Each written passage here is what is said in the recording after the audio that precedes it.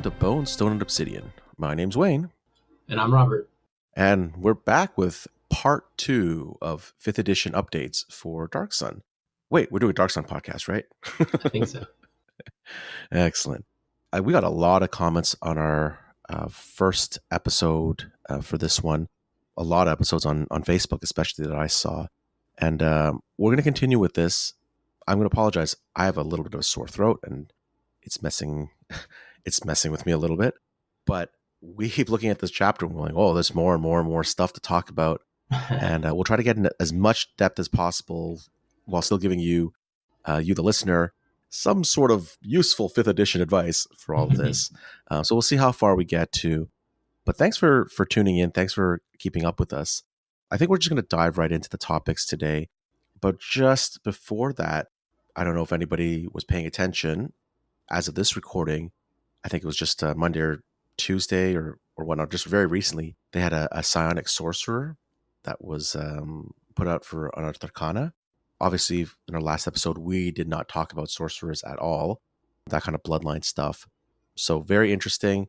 A lot of people have said to me, it's like, oh, this is the Wilder. I think is that the 3rd edition one? Mm-hmm. Yeah, the Wilder. I don't know. I actually have not taken a very close look at it. Yeah, I haven't looked at it either. Yeah, I mean, it's interesting. They specifically called out psionics. And something that Jeremy Crawford told me a couple years back was that if you see his name on one of the Unearthed Arcana, it means it's something they're actually actively working on for something. Now, it might end up being scrapped. I'm not saying that this is going to show up in a product. It might end up being scrapped later on anyways. But when his name is on those articles, and his name is on this article, it's a pretty good indication that they're using this and they're working on this for something. If the article only has, well, in the past, sometimes the article only had Mike Morrell's name on it, it just means that's something Mike put up and it has not gone through any development passes yet. So take that for what you will. That's something he told me when I met him a couple years ago. So maybe, I don't know what it means. This is not me speculating. I have absolutely no clue if this means anything. Just a little tidbit for our listeners out there. Yeah, I think that, in Dark Sun, you could make the sorcerer the psionicist and instead of bloodlines, have them just be the different kinds of psionicists. But in order to do that, I think you would have to make a very interesting way to handle psionic points, like, however those come into play. Like I said, I haven't looked at this psionic sorcerer at all. So I think it could be one way to do it, as long as sorcerer was also not psionics. Magic, like we said before. So who knows? I feel like it's not the best fit, but it's definitely one way to do it. Yeah. So anyways, just some comments. Obviously, if you have comments about the show, comments about what we've just said, comments because we haven't actually read it very carefully, please let us know. Show notes, Facebook, whatever it is. So today we're going to start moving into, last time we went through races and ability scores and classes. I mean, that classes took up a very long time. We're going to move through some of the more esoteric stuff today. And we're going to start with alignment. And I just want to put something out there. And this is my personal view. This is not Wizards or anything like that. Coming from a lot of times I speak with people who play Eberron. They say that alignment has no place in D&D. Alignment has, doesn't mean anything. It actually does. And I think the way that people look at it, I feel, is maybe incorrect. I believe that alignment is the default setting for your character when personality traits, ideals, bonds, flaws don't apply to the situation. And this goes the same for the monsters. Why do certain monsters load as chaotic evil? Because you're not going to give each monster that you fight a personality, but given a situation, chaotic evil is a good default way of explaining how this thing, this monster, this person will react. Or lawful good means that this person will react. It's not a shade of gray to say someone is lawful good. That's what they are. But their personality traits, their flaws, their bonds, ideals can color that. But I'm hoping you don't have to agree with me, but I'm hoping everybody understands that there's a reason that alignment is still in the game. And I think the reason is because that gives you a default to play. Because I'll admit, sometimes I start a character off, I don't have those tables filled in. I don't have those personality traits and whatnot filled in, Mm-hmm. but I always have the alignment filled in because I know this is my default way of my character will react or act in certain situations. In terms of alignment, obviously for Dark Sun, you didn't have a lot of good characters. You didn't have definitely a lot lawful good characters. But remember that there was a specific rule for alignments, and I'm sorry, I don't remember the page reference, but it came into play where, and I think what I've just said is actually very relevant, is that you might be a lawful good character, but in a desperate situation, you run out of water, you run out of food, you're dying. There are rules for your alignment shifting and your alignment, you playing out of alignment. Yeah, that was especially, in second edition. I think they really didn't apply in later editions just because it was something that was, I don't know. Actually, I don't know why they weren't there, but I always liked them because it sort of gave a higher priority to that survival aspect that, that Dark Sun is so famous for. Yeah. And we're going to talk about that right now. So talking about skills and proficiencies, and part of that is obviously some of the survival stuff. When looking at 5th edition, I think that some of the, I don't know if we're necessarily missing certain skills, but there are certain weightings on those skills that are different, right? So if you think about something like from 2nd edition, you had stuff like find water, Mm-hmm. or I think there's one that somatic concealment. I think that's there's like some somatic concealment, heat protection. I mean, those were skills and proficiencies that you could learn. Now, that doesn't really; those are not 5th edition skills, but they do translate into certain things. I mean, finding water. You're talking about foraging. You're talking about finding water. That's specifically the survival skill, right? Stuff like bargain or bureaucracy. That's probably persuasion. Mm-hmm. Somatic concealment, sleight of hand, yep. Those kind of things. Mm-hmm. We have listed sign language. I mean, just that's a language, right? Mm-hmm. You can use that. Silent detection, technically that's detect magic. Like that's kind of where that goes. But if you want to, map it to a skill specifically, arcana or insight. Perception. Those kind of perception. Those kind of things. I would say that's sort of the psionic detection is probably the only one that doesn't really fit. I mean, armor optimization doesn't really fit either, and weapon improvisation, that's not even a skill. It's just like a feat. Obviously, like you take a brawler, or anybody can use an improvised weapon otherwise. So some of the things you don't really need, like bargain. That's kind of already in persuasion or whatever. But some of them. And some of them I use quite a bit. If we have a wizard, you could use either, this is where I think you could do, somatic concealment is obviously for your hand movements, what that's supposed to be for. But also, like, what if there's no hand movements? If it's just, if you have verbal components, then maybe you need, maybe you need a deception or something like that to kind of get one over that way. Yeah, I think I think deception, performance, those kind of things are really good mixes. I mean, obviously from 2nd edition, there wasn't the expansive skill list that we got in 3rd, which got powered down to in 4th and 5th.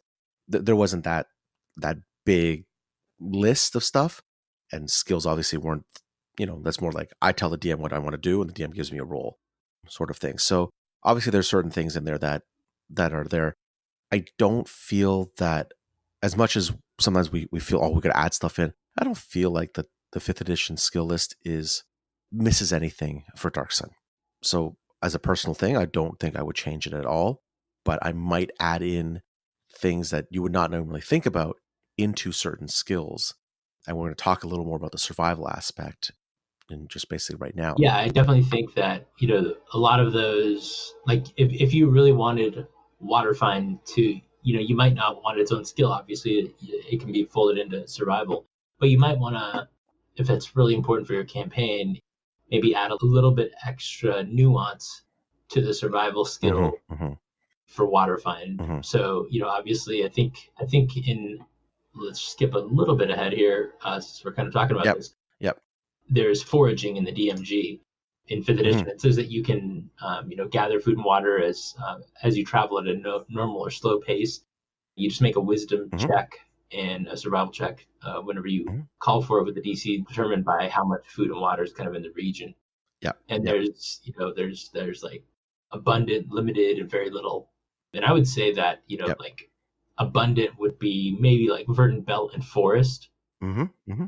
and then limited would be like mountains and scrub plains, and pretty much everywhere else would be very little. So Right. Right. it would be more difficult Yeah. to find food and water. Mm-hmm.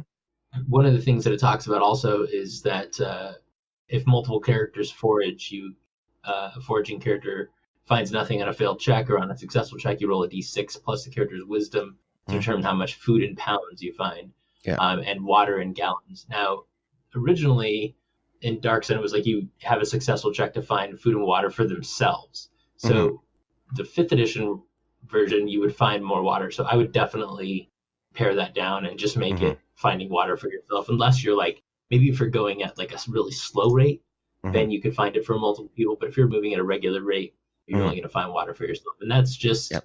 it makes it a little harder, Yep. which is what I think Dark Sun should Yep. be. So I'm going to give a caveat here. Obviously, there's something that some people noticed that we didn't cover that's in 5th edition, but not in 2nd, is that's backgrounds. If you look at the Outlander background, the specific background says you can find food and water basically without a check. That's the background ability. Now, we haven't quite addressed backgrounds in this. It would have been great to have addressed it in our previous episode, but we were running pretty long on that episode as it was. Yeah. One of the things that, in order to make this more difficult, now, as it is, most places you're going to be making a check for DC 15, maybe DC 20, and a first level character at the best wisdom they can have at +5, just kind of standard. You're not going to have the best chance to find something. I mean, scrub plains, mountains, you got a 50-50, technically 55% chance because at a 10. So a couple things that you can definitely do. It's not hard to make this check harder, but you do want to look at what do you want, what kind of equality, what kind of fairness do you want to give. One of the suggestions I would make is, if you're going to try to make this more difficult, more risky, is make them make 2 checks, one for food, one for water. So it might mean you could find enough food, but maybe you don't have enough water, or vice versa. Right. Yeah. Both of these things are needed. You're not making the check any harder. You're just giving more consequences of them needing to make more checks. The reason I'm saying this is because one of the things that happened when I was running an Out of the Dark campaign is that someone took Underdark Explorer, or I can't remember the background. So one of the things inside of that campaign, spoiler alert, is needing to forage for food and water. And with someone having that background, I think you can get yourself and five other characters enough food. I was like, well, I'm just going to throw this out the window because it's not a big deal. Yeah, at that point.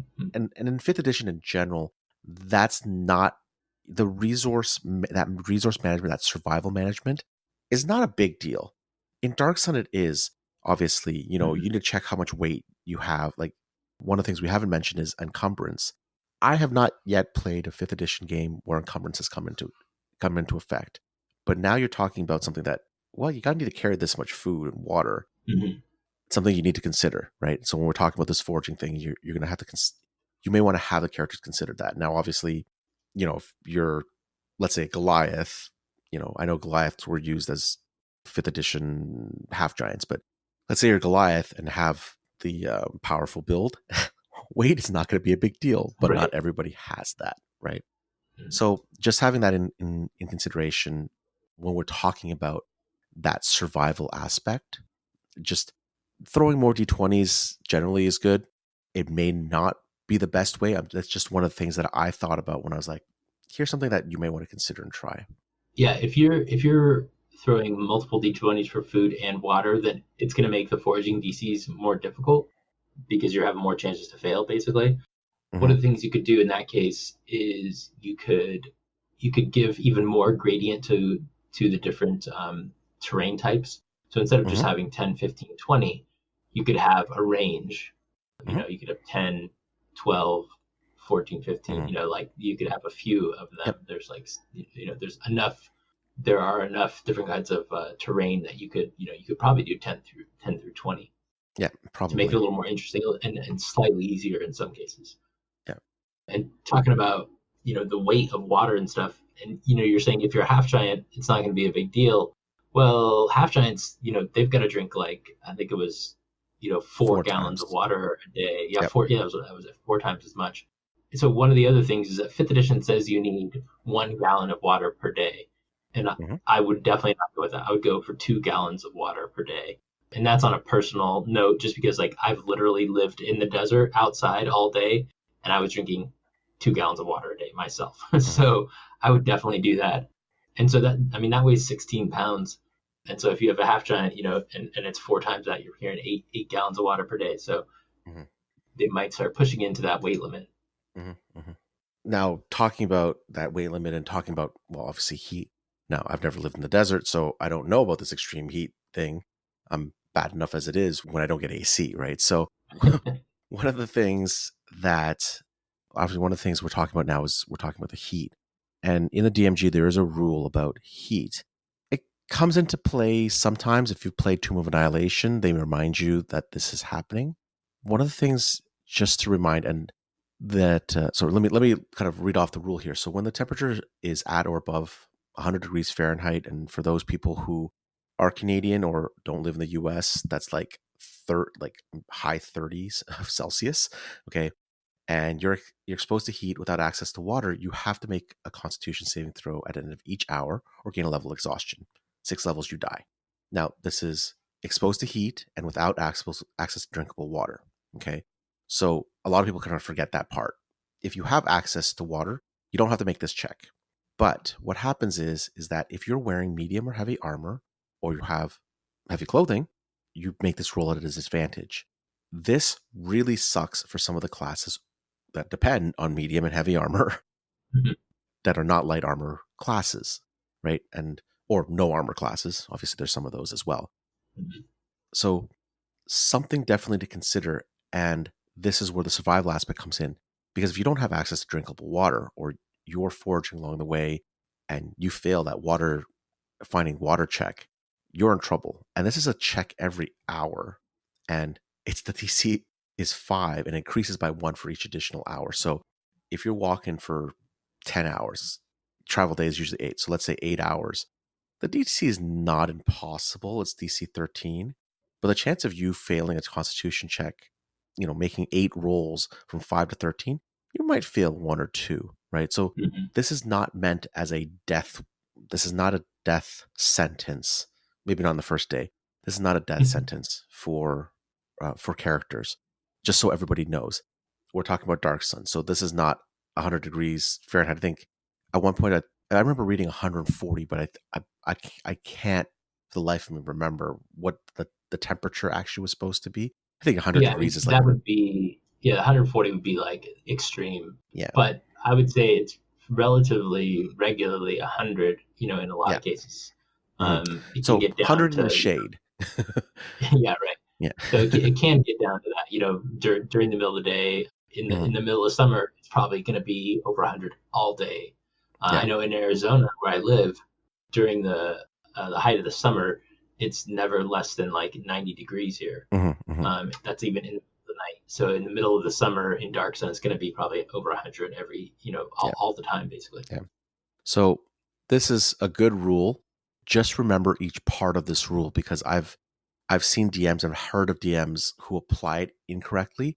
I've actually seen it applied incorrect, seen the reverse of this applied incorrectly in like say AL and stuff like that. It's if you're exposed to heat, okay, and without access to water. So both those conditions, okay. If you're wearing medium or heavy armor, clad in heavy clothing, it's disadvantage. But you have resistance or immunity to fire, you automatically succeed the saving throw, right? And as do creatures adapted to natural hot climates. The one thing I would change for Dark Sun, maybe for this, is to make that first DC maybe more severe. You don't have to. Again, if you're saying you start at DC 10 and then goes to 18, someone's going to screw up that Constitution saving throw, maybe even at 10, right? Yeah. So definitely you can make this more severe if you want. You change the DC, you make it more severe. But again, it's one of those things that at 5 to 13 for a full day of travel and trying to find shade or whatnot, you're probably going to have someone fail one or two of them, which sucks, but it's not going to kill them at the end of the day. It's just going to be really bad. Mhm. Yeah. So that's the gist of survival. You can do a lot. I think Darkest Dungeons is it's a fifth edition kind of rules supplement. Mm-hmm. It's got a bunch of like alternate rules for travel and survival that are pretty cool that you could use for Dark Sun. So definitely check that out if you want some more detailed rules, which I think I think Dark Sun could use some more detailed survival rules, Mm-hmm. because that's one aspect. If you want to play that aspect up. Yeah. So the next section is money and equipment, and the basic gist of Dark Sun is that there's really no metal, and so all metal items cost the price that's listed in the player's handbook. So they cost the price in gold. Mhm. And the way that money works in Dark Sun, for those of you that don't know, you don't have gold. You don't. I mean, you have it, but it's really rare. You don't really have silver either. What you really have is ceramic. Mhm. So 10 ceramic make up a silver, and 10 silver make up a gold, just like normal. But most things are in ceramic. So if you buy something, so if you start out in Dark Sun, you have like maybe 100, maybe 200, whatever, ceramic to buy stuff. That's only a total of 2 gold. So you're probably not even having a metal dagger or a metal anything really. And then anything that's kind of not metal is taken at a 1% price. So it makes things really cheap, but then that is converted to ceramic. So it kind of makes it the same cost effectively. And then to go along with that, there's other materials that things can be made out of, and primarily weapons. So weapons can be made out of, obviously your metal. They're going to be really expensive. Then you're going to have bone, stone, and obsidian, and wood. And one of the things that that's most asked is how do you treat weapon materials in Dark Sun? The way I do it is basically just to make it easy, because while it was really interesting to have bone, stone, obsidian, and wood be all separate and have all these different bonuses to hit and damage, it just makes things almost just annoying in a way. So I just kind of broke it down into if you have an inferior weapon, it's just got a chance to break if you roll max damage, and kind of left it at that. I have a few other sort of weapon writers that do different things, but that's the gist of it. It just makes it really easy. That way you can describe, like, if you think it's cooler for your character to have bone weapons as opposed to obsidian or stone weapons, then describe them with that. You know what I mean? Unless I specifically give someone like, okay, you find an obsidian, like Gith, the giant Gith spears are, those are obsidian. So otherwise people can describe it how they like. I can't find my document right now. Obviously, I haven't run 5th edition Dark Sun. One of the things I did was I took something out of, oh my gosh, I can't remember the game now. So basically, for my adaptation was inferior weapons would decrease the die damage. So if you had a bone longsword, it would decrease the die by 1 size. So you'd go from a D8 to a D6. Gotcha. And then wood would be 2. I can't find the document for some reason. And DCC, Dungeon Crawl Classics. Okay. So, God, thank you. Because that was going to bug me if I couldn't remember that. So I did it that way. Just felt like instead of adding numbers, again, this is one of those things that I spoke to some of the designers, and they said they didn't like, for 5th edition, they didn't use a lot of fiddly numbers. Like, it's basically like you have 2 modifiers, you add them together, and they're basically always there. It's your proficiency and your ability score modifier and whatnot. So I said, okay, well, going up 1 die and going down 1 die, you just have to remember it once. You write it down on your sheet. It's good. So instead of D8, you grab a D6, that kind of thing. So I looked at it that way, and I said, that's a relatively elegant system. A metal great sword is going to be 2d8 damage, 2d6 damage, but one that's made out of bone is just not going to hit as hard. So I'm just going to die down. Yeah, so that's one of the things I considered. I've never tested it. Like I said, I don't currently run Dark Sun in 5th edition, so I don't know if it works. I mean, there's been a lot of conversion notes, and this is one of the main things. And I think I've mentioned this before. This is one of my favorite things about Dark Sun is this weapon material thing. Just be able to say, I don't just have a dagger, or I don't have just a magical dagger. I have a bone dagger. I have an obsidian dagger. If you've seen obsidian, it's pretty cool looking. Making a dagger out of it's pretty difficult. I've seen people like on YouTube trying to chip out a dagger. But this is fantasy, right? So there's so much obsidian, it's easier to work, that kind of thing. So, so a lot of people are like, oh, that's not possible. I'm like, okay, hand wave magic. Right. So, Yeah. So one of the things, that besides the weapon sort of having, different properties to hit or the ability to have that, the other thing, and the thing that I think is more important in the game is the breaking of weapons in combat. So that's interesting. It's fun, and it kind of exemplifies Dark Sun. And so the way that I did that in fifth edition was basically, so if your weapon has a property of inferior, any of these bone, stone, obsidian, wood have inferior, and if you roll maximum damage on the weapon dice, then you roll a d20. A roll of a 1 indicates the weapon breaks, and then any other result. So this is where it does get fiddly because I like it. Any other result just gives a weapon a -1 to damage. Now you could just do away with that last part and just say if you roll a 1, it breaks, and that and be done with it. Another part that I also have in there is that if you roll a 1 on an attack roll, then you roll a d20 on a 10 or better. The weapon doesn't break, but it gains a cumulative -1 damage. Again, you don't have to use that part if you don't want. And if you roll a 9 or less, the weapon breaks. Also, if you're attacking with advantage or disadvantage and you roll 2 1s, your weapon automatically breaks. So those are sort of like 3 different ways you could do it. Now you could use all of them, and it makes it it'll give you lots of chances. You could just use one of them if you don't want it to be as hard. Another way I do it is another thing I forgot to throw in here is that if you roll and you don't like the roll that you got, say you roll, you're rolling your great sword and you roll 2d6, but you roll like 2 1s or something. Yeah. You can choose to take maximum damage on an attack roll for just the weapon damage, and but your weapon automatically breaks. Yeah. Okay. So that's something that I haven't had any player use that yet, but I figured if there's some time where it's a clutch thing, someone might do that. Right. So for mine, and this is not tested, what I did was basically I did something very different from Robert, and I'm not saying his is wrong. This is just how I thought about designing it. And to be very honest, this was like 4 years ago that I designed this. So grain of salt. Mine was basically if you rolled a 1 on an attack, you would have to make a saving throw, like a weapon breaking saving throw. And there's a DC for what kind of material you had.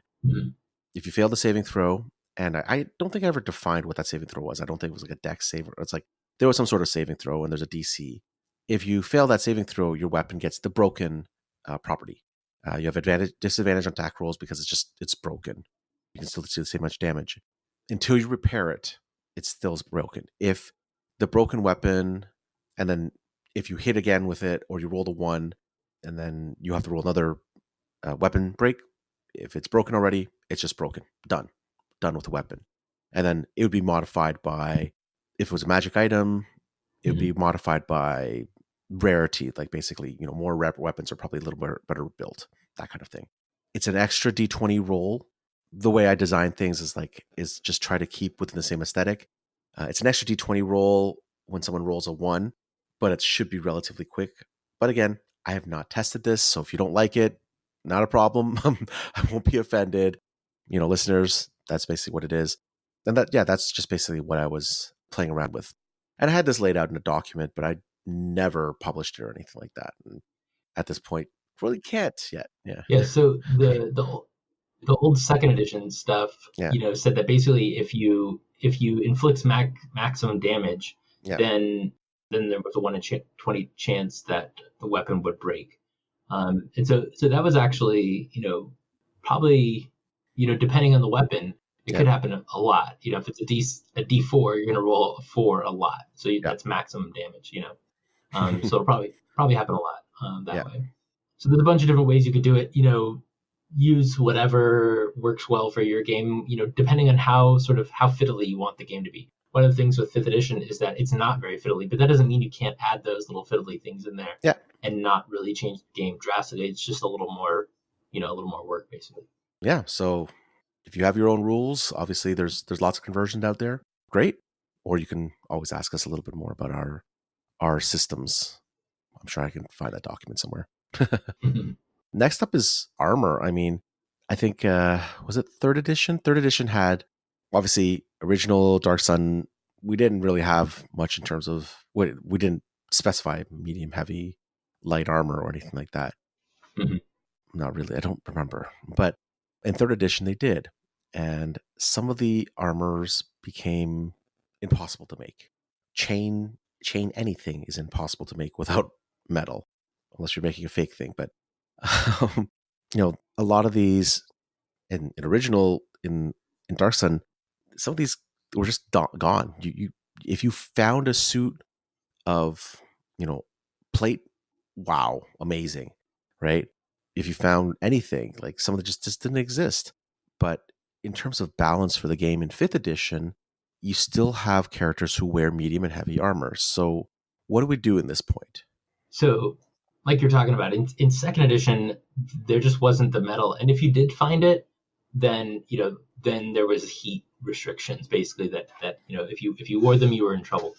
And so one of the things that I always liked in second edition was that there were in a lot of the art, not necessarily the Braum art, because Braum had very scantily clad people, whether it was male or female, but in some of the Baxa art, it looked like they had like heavy chitinous armor in some spots, and that led me to, back in the day, there was an Armor of Athos net project, and we've talked about this before. But the net projects were basically like part of the Dark Sun mailing list. Like someone would get an idea, and then everyone would sort of contribute a little bit to it.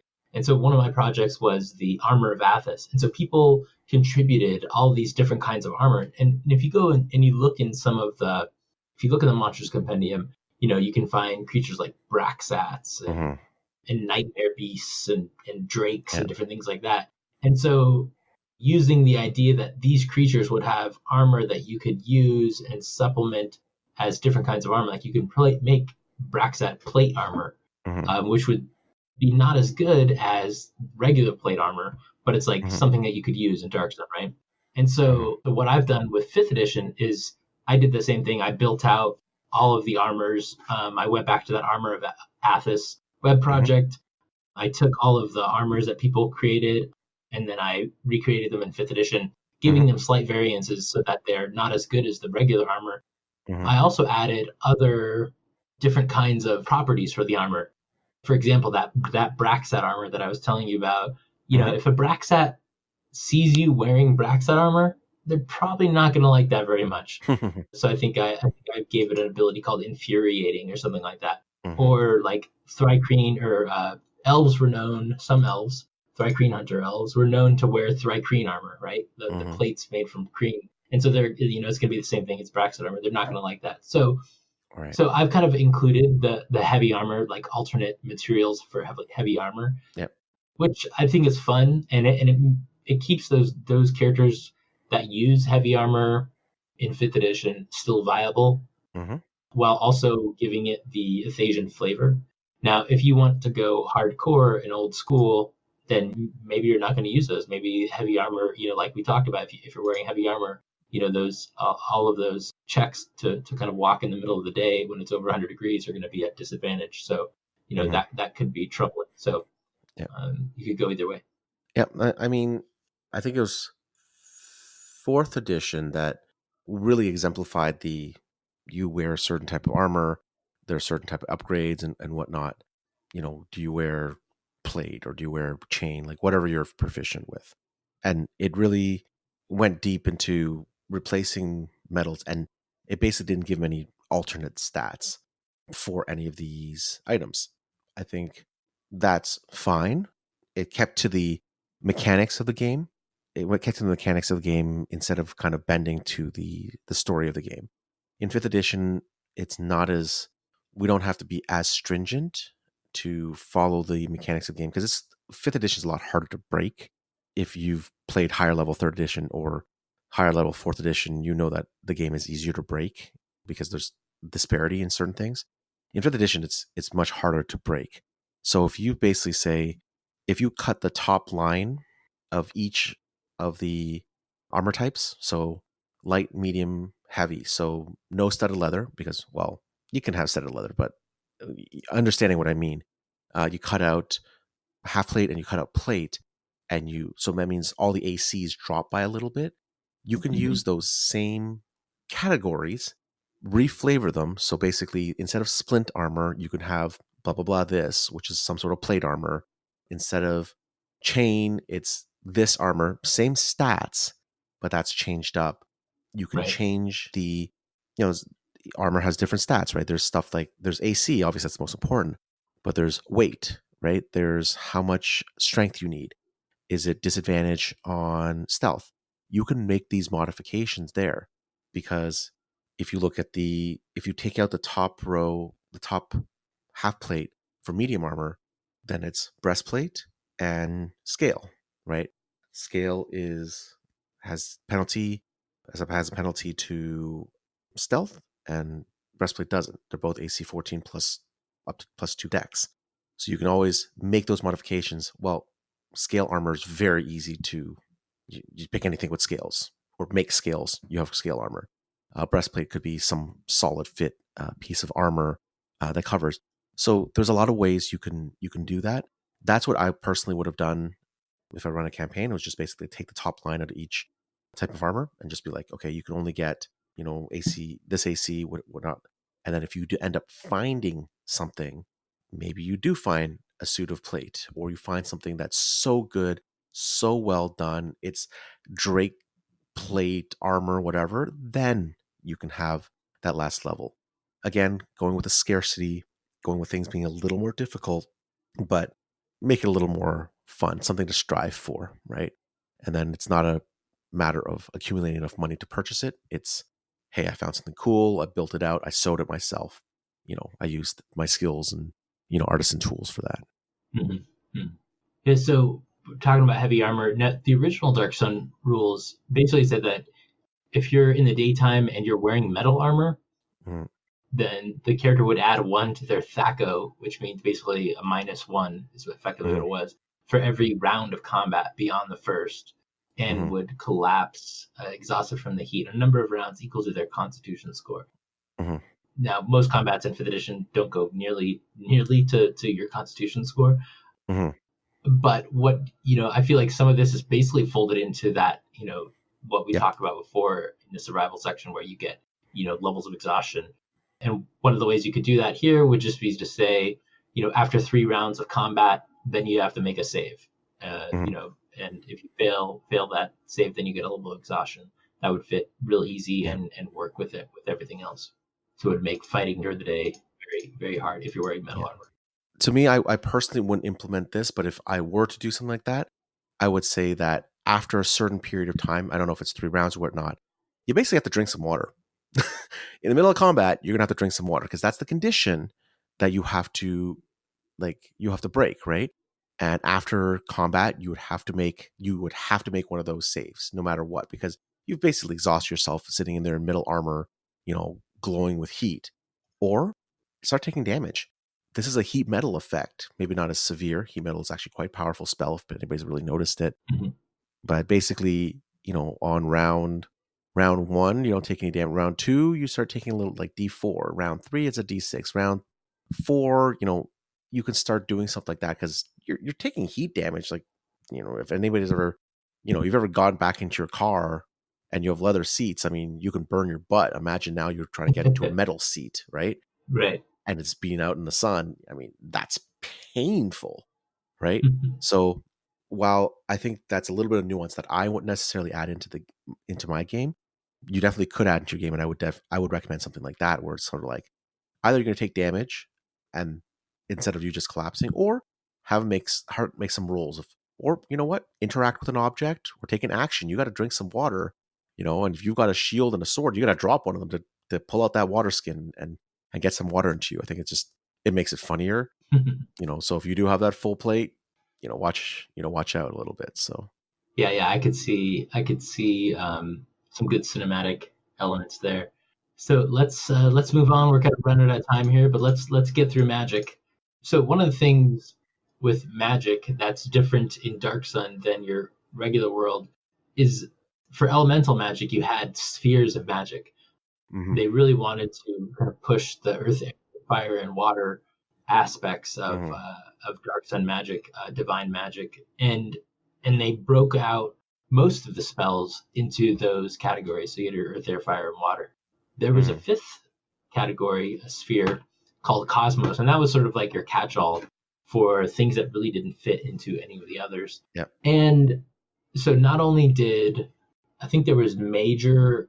You also had major and minor access, and I think I can't remember exactly if that was like up to third level spells if you had minor, and then everything else if you had major. Something like that, yeah. But I know that like clerics would have, major access to their element and then minor access to cosmos.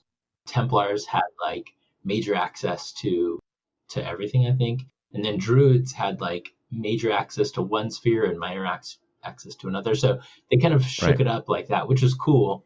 Now I feel like in 5th edition that would take a lot of work, and if somebody would want to do that, more power to you.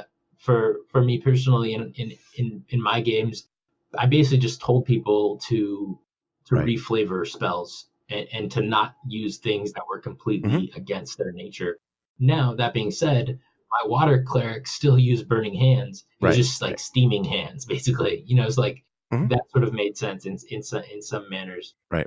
So we just sort of, kind of played it by ear, and in my games we just kind of played it fast and loose, and it still works.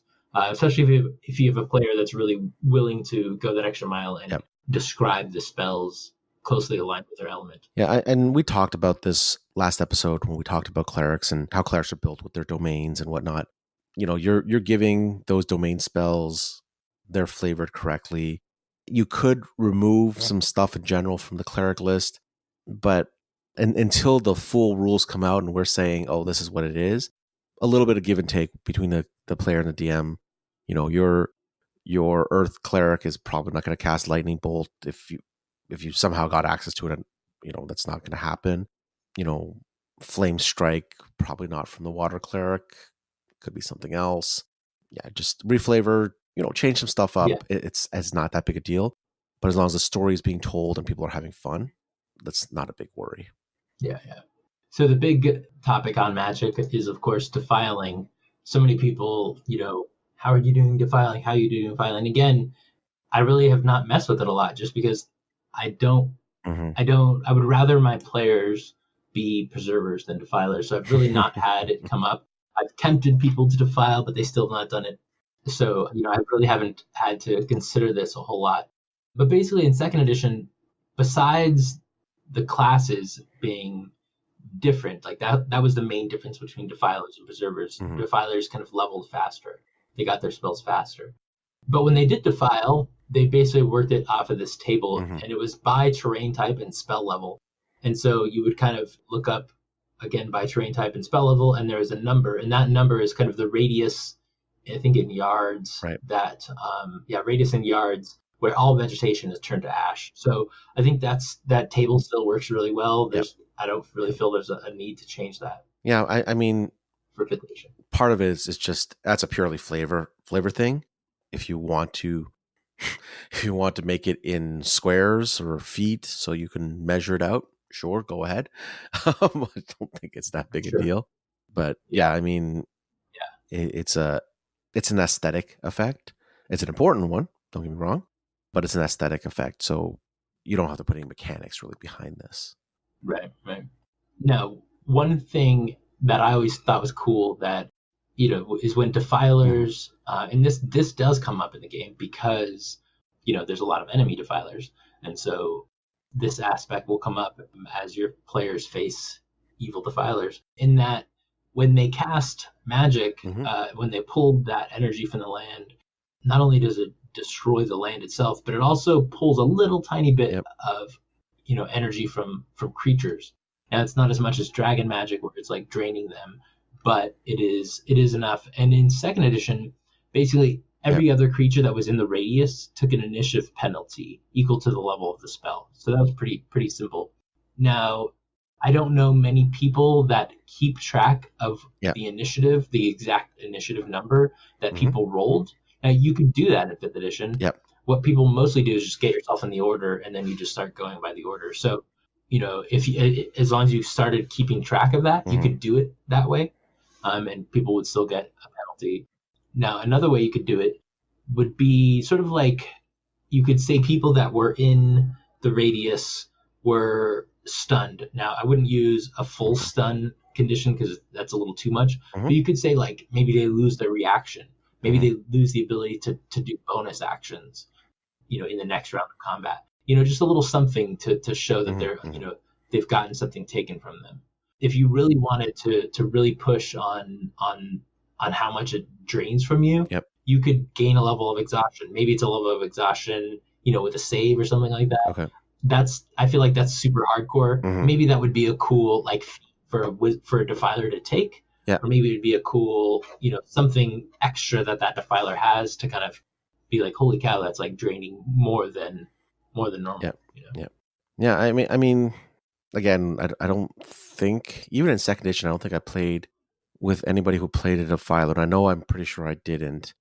So these are important rules.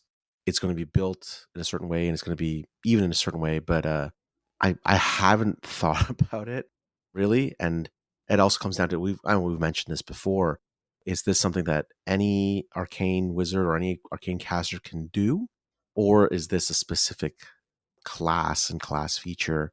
Because designing it basically hinges on that thought, that kind of thing. So I don't really have anything, sorry audience, I really don't have anything for this, thinking a little bit about it, but it's just, it's one of those things that I'm curious what Wizard will say when they do it. I'm going to have to go with that answer. Yeah. I'm sorry to say, but yeah. Yeah, it should be interesting. Yeah. All right, I think we got time for one more chapter. Yeah. Let's go through experience. So the experience chapter, which is chapter 8 in the original Dark Sun book, is one of my favorite chapters. I really love this aspect of Dark Sun, and that is that there were a whole list of racial XP bonuses. Mm-hmm. Mm-hmm. And so basically, not only racial, but also class XP bonuses. So if you played to your class and your race, you got bonuses to XP. So for example, if you were a gladiator, you got a bonus of 10 XP per level per hit dice of creature defeated in arena. Right. If you were a Templar, I love this part. If you were a Templar, you got 150 XP if you profited by accusing, judging, or pardoning a freeman. Like, that's just awesome. Yeah, I remember that now. Druids get XP for defeating defilers. Dwarves get XP for pursuing their focus or lose it for ignoring their focus. Elves get it for giving subtle tests of trust, right? And for doing continuous runs. So there's just, it really, really pushed players to play their characters in a stereotypical fashion for their class and race that I love. Yeah. So one of the things that I think Wizards have noticed, and people have noticed in D&D, is that while people still give out XP and whatnot, there's a couple of things. Number one, a lot of people are not differentiating XP between characters and players and whatnot. So it's not like you get a bonus or whatnot. It's just, you guys did really well. Here's how much XP you have for the session. I've tried it before. I've done it before where I tracked individual XP and give people bonuses when, and something like that. I mean, if you've heard what Matt Mercer did during campaign 1 for Critical Role, he kind of did these little ticks, and at the end of the session he would count out the many ticks, and that would translate into a certain XP bonus. But what I've found what I've personally been doing is it's just milestone. It's just like, I know what level I need you guys to be. I need my party to be when I hit this adventure or this part. My stories are a little more linear, and even if they're a sandbox, it's not like I say, oh, you're third level, this adventure area is level 7, I'm just going to let you die. It's going to be like, well, I'm going to balance that out. So I remember those XP bonuses. They were really funny. They were, especially the Defiler one. I remember that. Yeah. My only issue is I think that we're not finding that a lot of people necessarily play that way. And I'm not saying you're bad if you do. Please don't get me wrong. I'm not saying that. I'm just finding that most of the campaigns or something I play with, they don't differentiate how much XP you get. And I've been playing AL for so long that it's just like everybody gets kind of a flat XP. You did all this, here's your flat XP as well. Right. And even in my in my Patreon game, since it's sort of like a shared world game where there's multiple people playing multiple characters and multiple groups.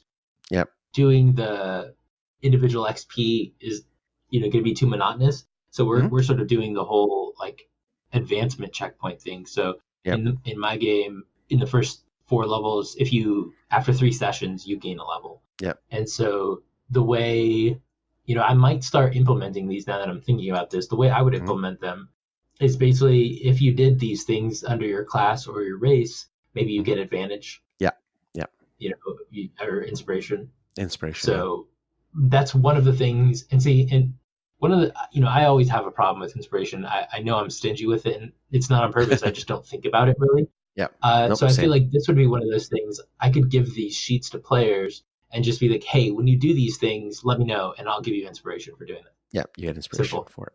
You know, it kind of gives them. So one of the things that I love about Wrath and Glory, on a completely different subject, Wrath and Glory is a Warhammer 40K game, and there's a bunch of things that you can do to get Wrath and Glory, and those are mechanics, like things that you use in the game, and some of those are like little awards like this. Like if you do things that are in line with your character, then you get the reward. Yep. And so I feel like putting it in the player's hands that way would really be really helpful, especially in this instance with inspiration, where I forget to do it. Yeah, I mean, inspiration is a great way because really that's what it was built for. Is like if you play to your personality traits, ideals, bonds, and flaws, you get inspiration. You can only have one at a time, and I find that as much as us DMs forget, and I'm saying us DMs because I forget, and almost every DM I know forgets to do it. Just as a caveat for my Eberron game, I give it to everybody at the beginning of sessions. Like everybody has inspiration. Just remember. I even forget to do that. It's like everybody gets inspiration. I've thought about doing that. I always. Yep. But basically, just that's a way to reward your characters for playing to playing their character and whatnot. Mm-hmm. I like it. I think I'm going to use it. Yeah, and just because Eberron, like for me personally, Eberron's like I want people to do stupid things, so here's inspiration to do stupid things. There you go. So more fun, but yeah.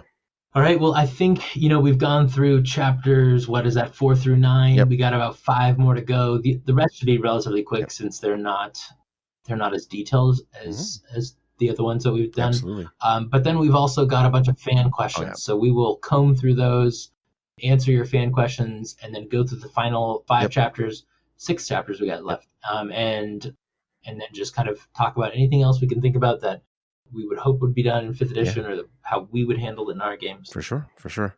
So everybody, thank you so much for listening. Robert, where can people find you on the internet? Yeah, so you can find me on Twitter at Radu76. You can find me on the Facebook Dark Sun group. Go check that out. Arena.athos.org is the Dark Sun Athos.org forums. You can find me, if you want to play some Dark Sun with me, check me out at patreon.com/Robert Aducci. And I'm running games, 2 or 3 times a month. We're in the City State of Tyr, and it's kind of like the city-based campaign. And so everything, spoilers, Kalak died when, the Sorcerer King died, and now the chaos that is erupting in his wake, his absence is what the characters are dealing with right now. Yep. How about you? Where can we find you? Probably the best way to find me is on Facebook. I'm in a bunch of Discord channels where I kind of just lurk. I'm sort of on Twitter at Visionary Comms. I don't check very often. I'm not doing a lot of the social media stuff these days. I've got 2 kids. Yeah, kids will do that. Kids when they're do little that. like yours. And I'm working on producing a DM's Guild book with Keith. So I'm doing a lot of Eberron stuff right now.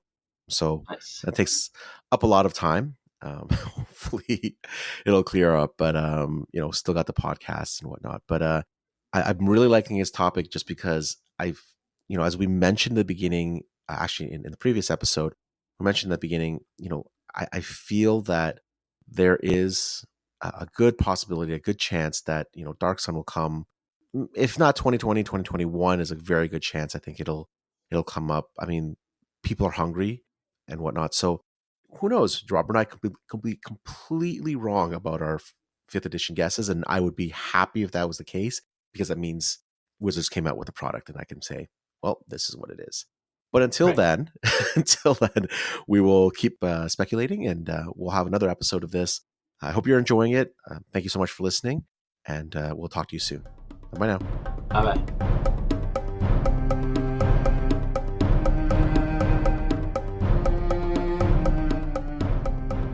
Bone, Stone, and Obsidian is hosted by the Misdirected Mark Network, the media arm of Encoded Designs.